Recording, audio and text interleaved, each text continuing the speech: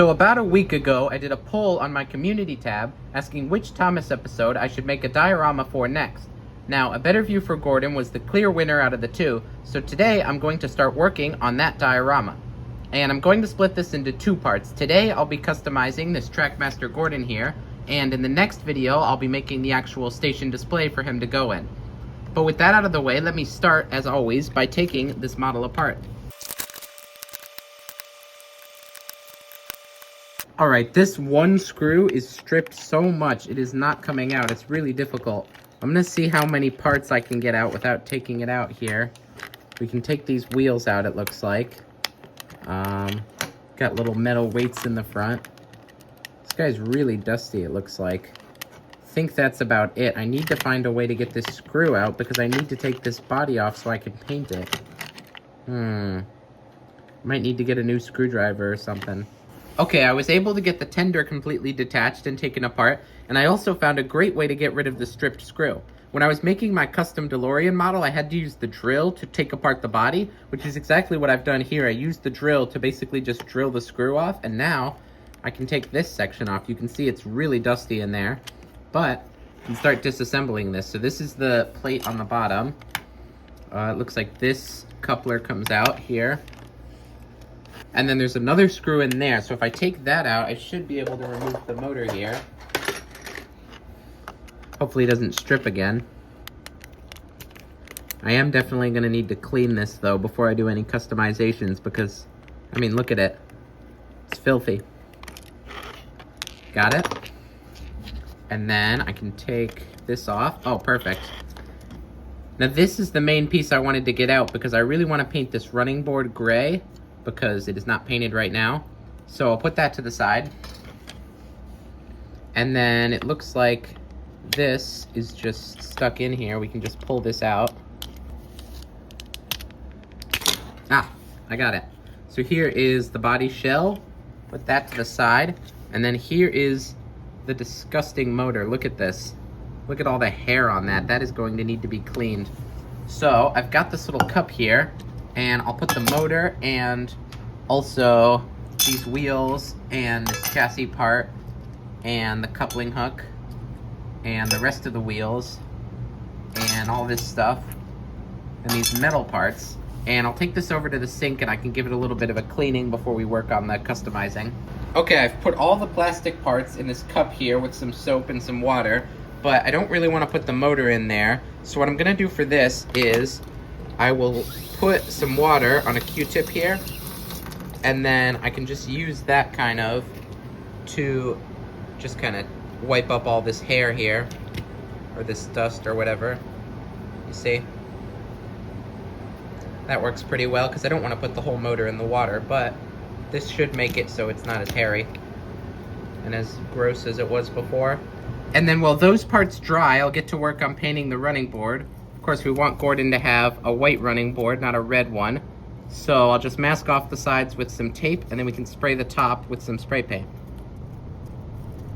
Here it is completely masked, and I'm just gonna spray it from the top with some of this gray primer to give it the correct running board color.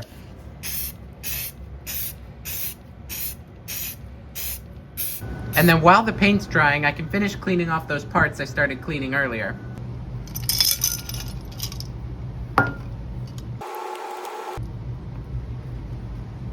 Some of these parts still have a bunch of soap on them, so I'm just gonna run them under the water before I put them on the paper towel. All right, the running board is dry, so let me get the tape off that.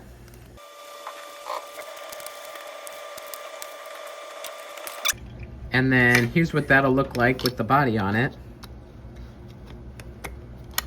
Yeah, that looks nice. That looks really great.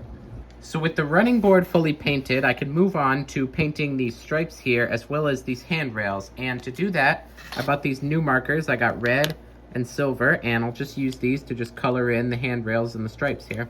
Pretty simple. Guess I'll start with the stripes. There's our first stripe done.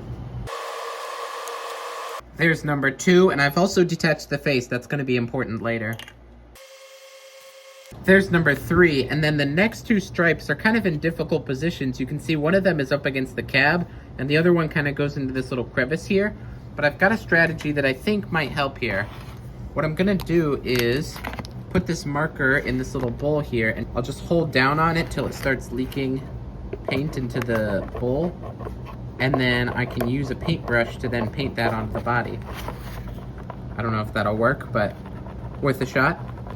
See, this is why I didn't want to use regular paints for these lines, is because the paints take so many more coats than the markers. But for these ones, I kind of just have to use the paint. Okay, I think I figured out the strategy here. What I'll do is color in this area, and I don't need to be very clean about it. I'll just get paint all over the stripe here. You can see once it dries, the lines look really bad, but then I can just use the toothpick and I can scrape off all the extra paint and it'll fill in the lines perfectly. And this is a technique I used to use all the time when I used to do custom wooden railway stuff. I would paint the smoke box in paint and then I would scratch off all the extra on the smoke box. It's a great technique. Works really well for when you need to like mask an area but you can't put masking tape there, so you kind of have to just paint it. Works really well. Well, it took a long time, but I was eventually able to get every stripe painted, and I think they look pretty neat. I think they're done to the best of my ability, so I'm gonna move on to painting the handrails in the same way, and then when we're done with that, I can work on customizing the face. Now this is gonna be interesting because of course we want Gordon to have the surprised face like in the episode, and what I would usually do is just take the face off and replace it with either a 3D print or a paper cutout. But for this model specifically, the plastic smoke box is molded into the plastic face. This is all one part. So instead we're gonna have to cut the face off. And I bought this new saw just to do that. So I guess I'll just put him here and then we can cut this off, and then once it's off, we can replace it with a paper piece. I've managed to get it mostly off, but there's still this little bit at the bottom that I can't reach with the big saw. So I'm gonna just use my hobby knife for that because I think it's at a point where I can kind of just like peel it off here, you see? So if I can just get this knife in here. Ah, I got it. Wow, that saw worked really well. Look, the face is completely intact. I can probably save this. I could use it on another project sometime. But here's the smoke box. Look at that, perfect. I can just put another face on there. This is great. With that done, I'm gonna reassemble Gordon real quick before I do anything else. Now that I have a standard custom Gordon model, I need to make it look like he crashed. And I'm gonna do that by adding 3 things. I need to add some dust, some sand, and also the big flag banner. And I'll start by doing the dust. Now usually to make an engine look dusty, I would just spray it with spray paint, but from a distance to give it that look, which is what I did on this model. This is a custom Ghost Percy here. You can see it looks pretty dusty because I did the spray paint method. But unfortunately, I don't have spray paint in that color, so I'm gonna have to use acrylic paint instead. And I'm just gonna try and dry brush it, and hopefully it'll give a similar effect. So I'll take my brush here and get some of that tan paint on, and then try and wipe off most of it.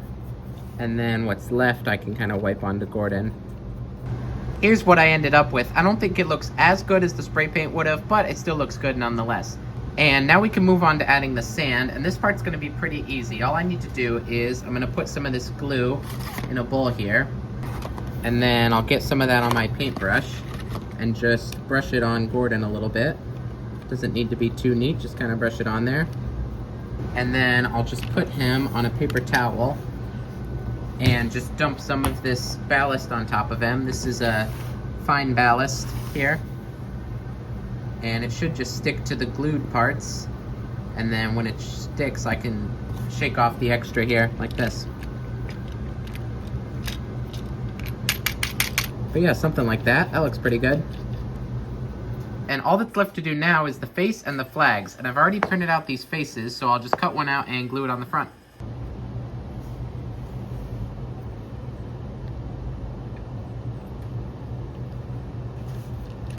Now the flags should be really easy. I've got this little white wire here, so I'm just gonna cut out some of this colored craft paper and then glue it to the wire to make the little banner.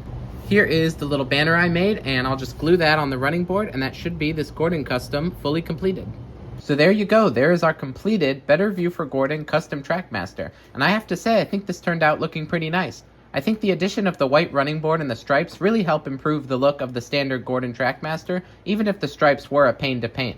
Remember though, this isn't the entire project. Next week I'll have a part 2 for this video, where I'll build a diorama of Kirk Ronan Station to display this Gordon custom in. I've already made some plans for it, so I'm super excited to get started on it.